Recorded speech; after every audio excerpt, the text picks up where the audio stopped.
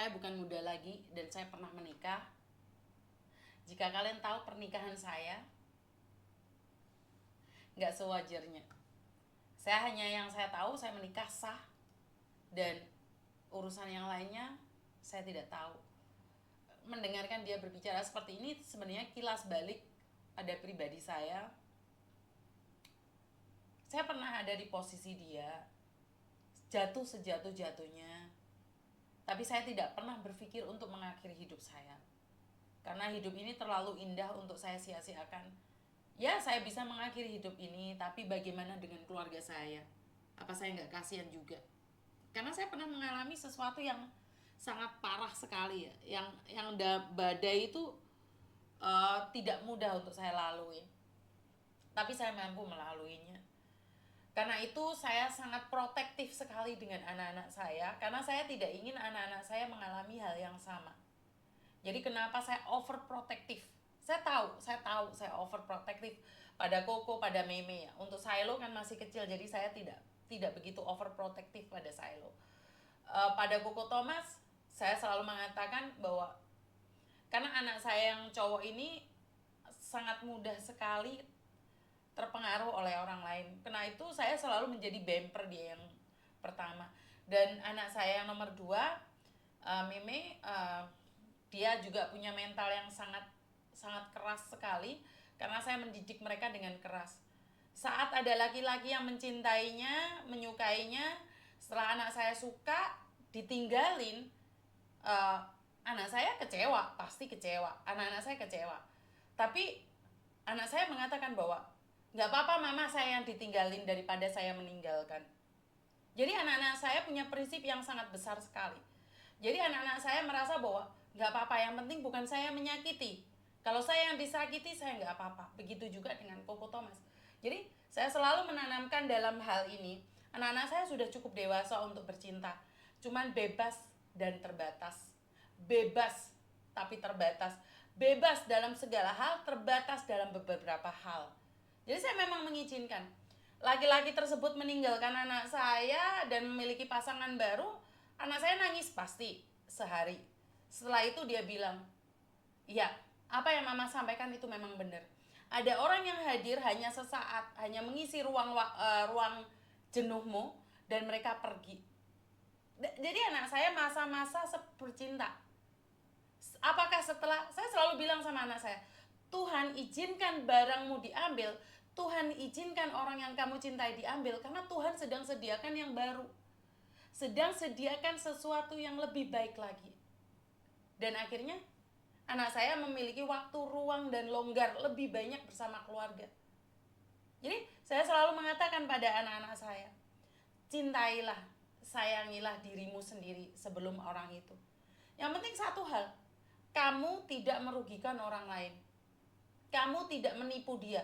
Dia menipumu, itu urusan dia, bukan urusanmu. Dia meninggalkanmu, itu bukan urusanmu, tapi urusan dia sama Tuhannya. Jadi yang penting kamu jangan cari pelampiasan. Anak saya sedang jatuh cinta, anak saya sedang happy, saya cuma bisa berdoa saja. Tapi kalau pernikahan minta ugal-ugalan, geden-geden, saya bilang sama anak saya, enggak, saya nggak bisa.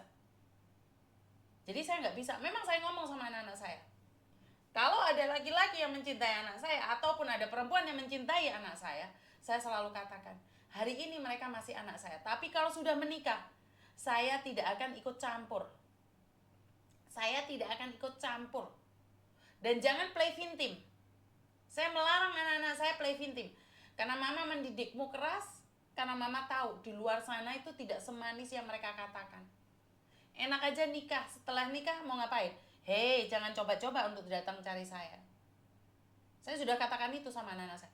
Dan orang yang dekat sama anak-anak saya tidak pernah ingin menyakiti mereka. Karena saya takutnya nih, kalau Koko Thomas punya perempuan cewek, dikenalkan sama saya akan hormati dia. Karena saya akan membayangkan perempuan itu adalah saya. Begitu juga kalau anak saya cewek, punya pacar, saya akan memperlakukan cowok tersebut seperti anak saya. Kenapa? Kalau sampai saya menghina itu cowok, sama halnya saya menghina anak saya. Tetapi jika cowok itu meninggalkan anak saya, apakah saya marah? Tidak. Saya tidak akan marah. Tapi setidak-tidaknya saya tidak pernah menyakiti dia. Saya tidak pernah. Jadi buat teman-teman nih yang hari-hari ini kalian juga sudah punya anak, ataupun kalian anak-anaknya udah dewasa, terus menikah pingin gedean-gedean sementara kamu nggak ada, sebaiknya katakan tidak. Daripada habis menikahkan anakmu, ya, setelah menikahkan anakmu kamu diburu berutang. Berapa banyak kejadian seperti itu? Berapa banyak orang menikah, setelah menikah orang tuanya habis-habisan kodol-kodol.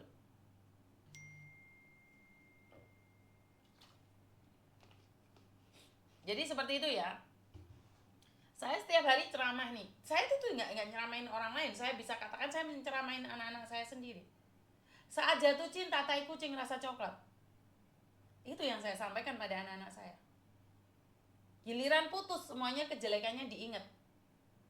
Tapi setidak-tidaknya, kalau ada laki-laki yang datang ke anak saya tidak pernah menghabiskan uangnya. Itu titik. Saya ajarkan anak-anak saya untuk tidak grogotin pasangannya. Saya biasakan anak-anak saya untuk mandiri. Ya. Jadi saya biasakan, walaupun Koko Thomas, lebih baik memberi daripada kita meminta. Kalau putus, mau totalan, saya akan bantu totalan. Karena saya tidak pernah merugikan pihak manapun. Saya tidak akan pernah merugikan pihak dari anak saya juga tidak akan pernah merugikan pihak dari anak cowok saya. Kalau mau totalan, totalan sama saya. Karena ada harga yang harus dibayar. Lo jual, gue beli. Kalau sampai jelek-jelekin anak saya yang akan bertindak. Paham ya nyama di sini, yang telepon masuk nih. Halo. Selamat siang. Selamat siang. Saya mau bicara dengan Miss Yuni, bisa?